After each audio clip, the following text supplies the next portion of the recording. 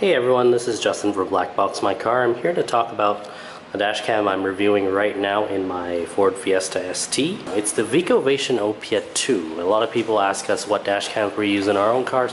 Normally I'm running the Thinkware X550, but right now I'm testing out the VicoVation Opia2.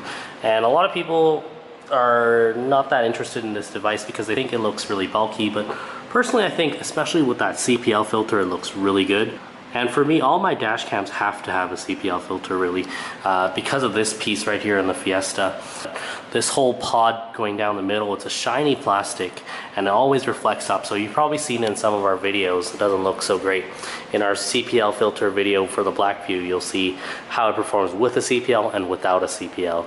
So with the CPL filter, mounted with the adhesive mount on a quick release bracket and the 52mm CPL filter, I think it looks pretty sleek in my car. Now from the interior, most of the device is blocked by the rear view mirror, so you normally don't really see the screen while you're driving. I can kind of see that it's on, but not much else. And I kind of like it there. You can stick the adhesive right on the dot matrix right here. That kind of helps it be a little bit more stealthy.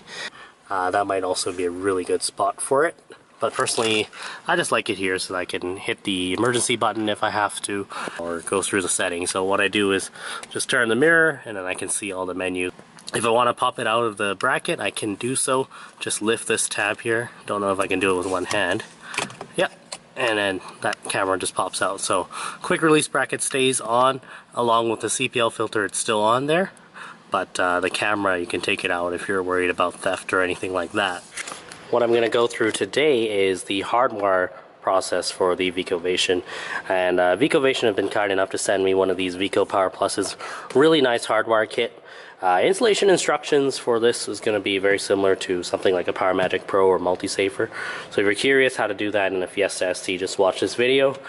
The fuse box in this car is just behind the glove box. So all you got to do is open the glove box, pinch the two sides, and then just pull out.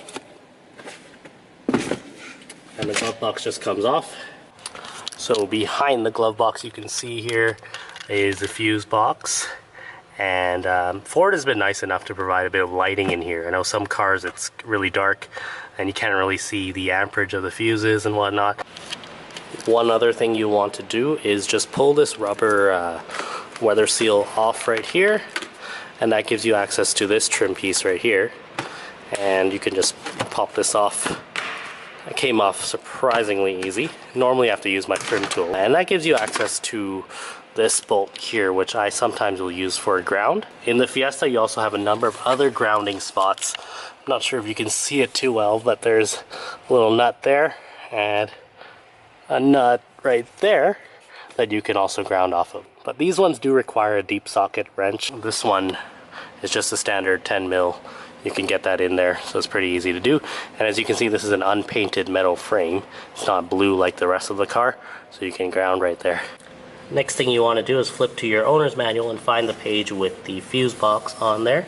These are all numbered, each fuse, and the owner's manual will tell you what each fuse is associated with. So number 1, ignition switch, number 2, interior mirror, so on and so forth. So you can use that to see what fuse you want to use for your hardwire installation. Now we'll just take a look at our hardwire kit here, and we'll see that we have 3 wires to hook up. We have the red, that's the ACC or ignition switched wire, yellow, which is the battery, and then the black, which is the ground. VicoVation have also provided little 3M dual lock tape. This is really nice, so you can attach this little unit somewhere on the, in the fuse box compartment, so you can just take it out when you want to adjust it, stick it back on with the Velcro tape there. And they've also included an extra inline glass fuse, so that protects your hardwire kit. Next we'll just take out our trusty little circuit tester, clamp it onto the ground, and we'll find out which fuses we can use for the installation.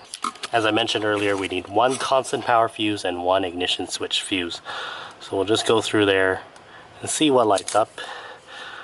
You can kind of see that's a constant.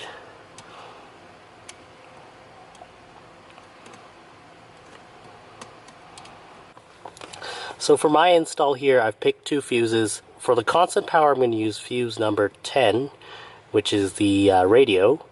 And then for the ignition switch, we're going to use the this guy here, which is for the moonroof. My car actually doesn't have a moonroof, but there's still a fuse there, so we can use that one. Next we'll grab our trusty adhifuse, grab our needle nose plier, put the hardwire kit into the adhifuse connector here, put our stock fuse into the lower fuse slot, and then crimp it all together, plug it in, hook up the ground. Once you've connected your hardwire kit to the adhifuse, you can plug it back into the fuse slot. The correct way to plug into adhifuse in this vehicle is like this, with the second fuse, or both the fuses facing up, and then the pigtail going to the left here. And that's how both of these are arranged.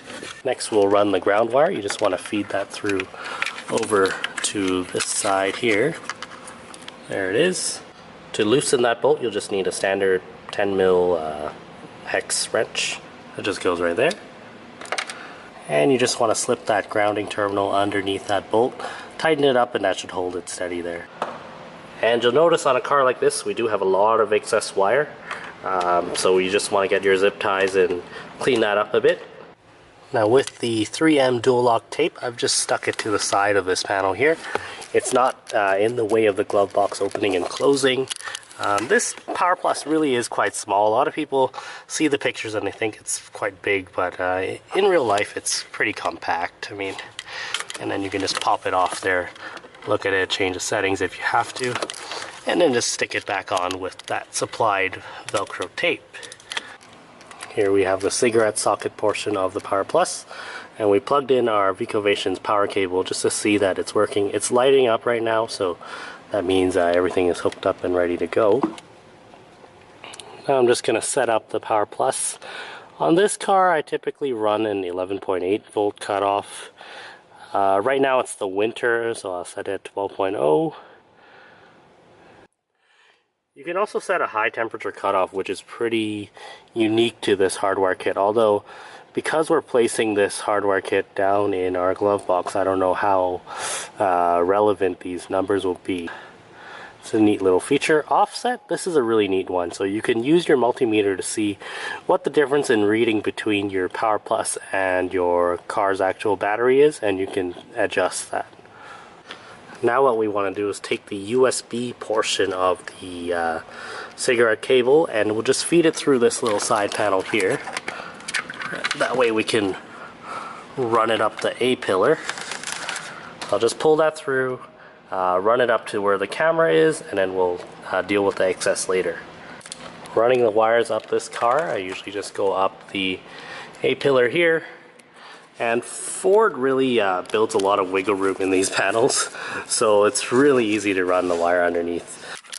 So now we have the wire running down the headliner here, going around this corner of the A-pillar. You might need to use a trim tool to get around this corner. And tuck that all in, put the rubber seal back in there. Now when you get to about this point, you want to just leave that rubber seal open, and we'll still see we've got probably about 6 feet of extra cable here, and so we'll pull that back into the compartment behind the fuse box, and then we'll zip tie that all together so all that excess is bunched inside. So that's why we want to leave all the excess to the end. Otherwise, you're going to have all your excess up here in the headliner or in the A-pillar, and that's not very fun if it's bulging and whatnot.